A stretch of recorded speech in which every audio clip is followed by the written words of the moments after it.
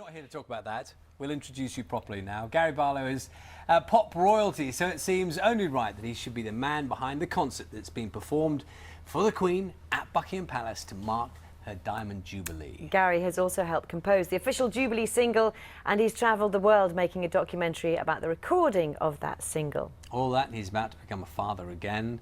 Gary Barlow's here. I think we can have a little look at what went behind the scenes of the single that you've made. You travelled all around the Commonwealth. Have a look now. Good morning. Thanks for coming to see us. Thanks for the big intro. I love a big intro. It's great. Pop royalty. Does that cover it? I think I wrote that. Yeah, I wrote that bit. Yeah. Very good. Well, one of the reasons is, I mean, and one of the fascinating things, we'll talk about the journey, but part of it was that you got to meet Prince Charles initially. Yes. For a little kind of pep talk, and you sort of you exchanged views on music, and you asked a little bit about his musical taste. Tell us about that. Well, he was amazing because I went to just sort of ask him a few questions. I wanted a little bit of information on what his mother liked musically, and he came in with a little stack of CDs, and I said, "What's this?" "This is my record collection." I was like, "Have you ever even talked about this on TV before?" He was like, "No one's asked me." And he had some amazing music. And the thing that I noticed was I hadn't heard of any of it. So it was all from like Kenya, from South Africa, from his travels. He's travelled so much. And it was pretty much he who said, you know, if you really want to make the Queen happy, one of her most proudest moments is the Commonwealth. No Take That CDs in the collection? Do you know, there wasn't one. I almost stormed out. But for the sake of the film, I stayed. And you also have Prince Harry playing, what does he play, a tambourine? You say that like it's an easy thing to do. The tambourine is extremely difficult to play. For anyone who does play, they'll know. But he hits right on beat, and he has a starring role in the video there, and he was great fun. He really was. We met up with him in Jamaica. He was on his Diamond Jubilee tour of the West Indies, and it was actually it was mayhem when we went to see him. He had fans running down the street after I remember him. the scenes, yes. Yeah, yeah. It reminded me of my old days in a boy band. Long gone, I'm afraid. Well, I think we can see now there was some. There was a young boy, particularly a drummer, a Rastafarian drummer, and I think we can see a little bit at the time that you met those guys. Have a look now.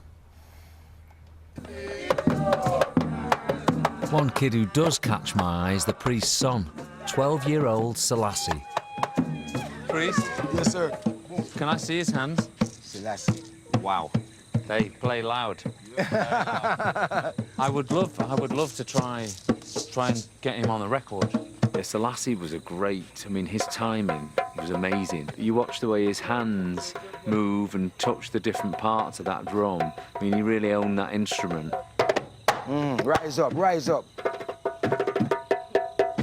Okay. Okay. So Gary, just explain to us, you've actually recorded them all. What are you doing, playing the song for him so he can hear the beat, or how does it work? Yeah, we did it a few different ways. Some people, we actually played them the piece of music with headphones on, and they'd play along to it, or if it was an instrument, they'd play it that way, and we recorded them. But for instance, that particular one, because he was playing a percussive instrument, I literally had an iPhone with a metronome on it in his ear. I was capturing it, and later on I'd get in the car and I'd put him into the track. So there's a few different ways of doing it. So you have to blend all these together. You're a judge yourself on a certain talent show, but at the end of this process, where you've put together a single yourself, the Queen herself sits in judgment upon your work, and you meet face to face. Exactly. And you present. Well, that's sort of, you know, the thing all the way through it is we want her to be happy with this song. We want her to be happy with it representing her Diamond Jubilee. And so we go down to Windsor Castle, me, Andrew Lloyd Webber, who wrote the song with me, and Gareth Malone, because his military wives are sort of the artist of the record. They're the lead vocals. So we go down to Windsor Castle, and we had 15 minutes with the Queen. We played her the song, and she was, you know, lovely. And she was most excited that we'd collected people together. From all around the world, and she was asking about the characters and who they were and what they did, and it was lovely, really nice. And it's all part of a documentary, isn't it? I love that scene, because I've been lucky enough to see it, of you all sitting in there. You're very calm. You are a very calm person, Gary, aren't you? But particularly there, I could see you sort of taking your time and enjoying it. Well, I mean, I think for her as well, if you think about her day, you know, she meets dignitaries. There's you know, a lot of serious stuff she has to do in her day. I guess it was 15 minutes of fun for her, listening to music, listening to people's stories. stories. And for me, I was travelling around the world meeting these people. I felt it was my job to tell her about them, because we did meet some extremely great characters. So talk us through what's coming up now, because you've got an extraordinary little patch of time the next couple of weeks or so, haven't you? You've got the concert at Buckingham Palace. You're the boss. You're MC of the whole thing. Give us a flavour, because we've heard bits and bobs. Well, this has been a 2-year job, and we started off by thinking, how do we make it different from the Golden Jubilee 10 years ago, which was a brilliant concert. And so the major change, I think, was moving it outside of the palace. We're on the Victoria Memorial, right out the front. I think of it like the People's Concert, because the one 10 years ago, I felt like it was a bit of an exclusive club. The gates were closed, it was in the back garden. I wanted to open it out to the people. And so we're particularly looking forward to that. Of course, we've got an amazing bill. We've got 3 hours of live music on the night. I'm extremely excited. You've almost introed the next clip for us. Okay. Let's have a look at some of the artists performing at the concert.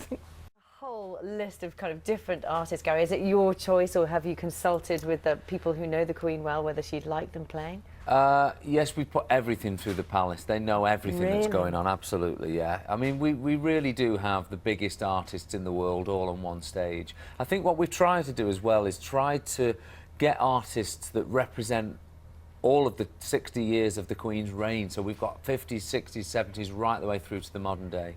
I also wanted to ask you, I understand she might be a little bit unhappy about the time the concert ends.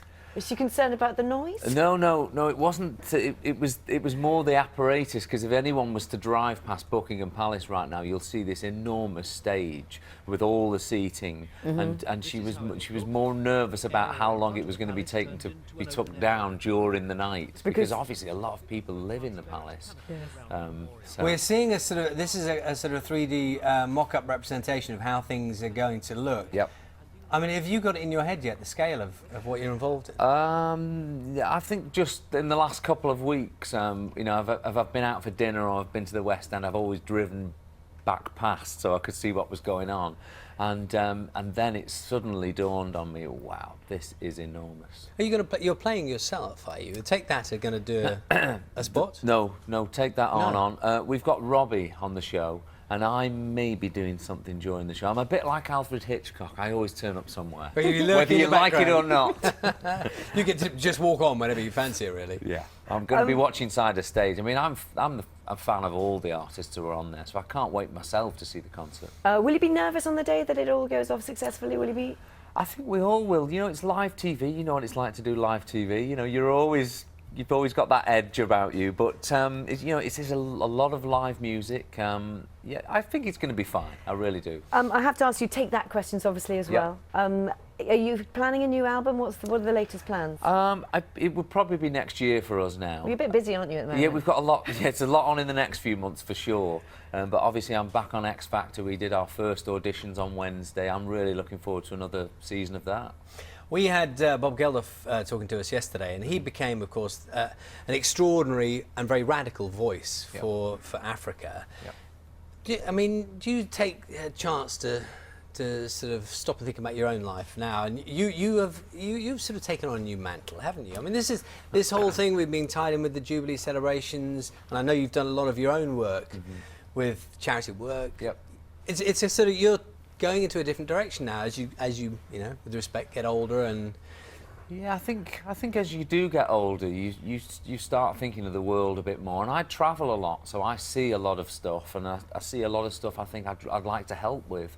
And also I think I'm lucky enough to be in a position where I can make a change, I can make things work, and I can make money for charities.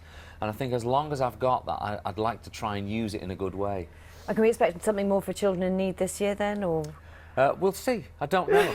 I'm not planning that far ahead at the moment. But let me get the Jubilee out the way. OK, just one last question about plans, Gary. Looking ahead to the Olympics, you said you'd like to carry the torch, and there are rumours that Take That might be involved in the Olympics. We'll have to wait and see. Oh. I can't give anything away. very good. See that? He's very good.